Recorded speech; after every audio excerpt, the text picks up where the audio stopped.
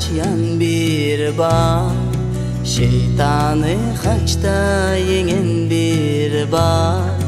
Inha gökte onun sağında bana pek nur saçyan bir bar.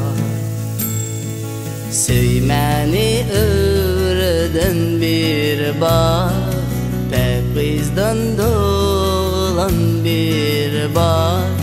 Ehli günahlarımı bağışlap kızgın kucak açan bir bar. Kızgın kucak açan bir bar. Elim sırrın bileyen bir bar. Sevgi bilen bakan bir bar.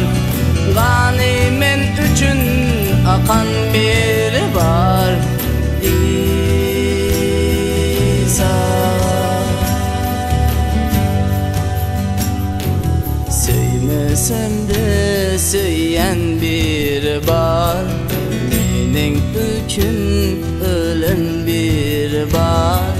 Haça bir güne çüylenen bar. Bana köngülü beryen bir bar. Bana köngülü beryen bir bar. Elim sırrın bileyen bir bar.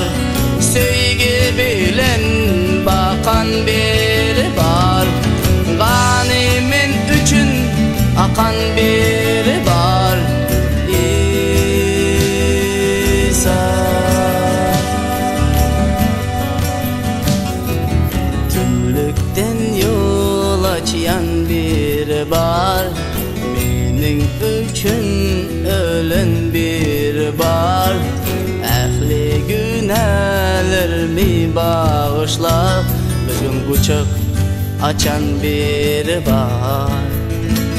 Kızın kucak açan bir bar.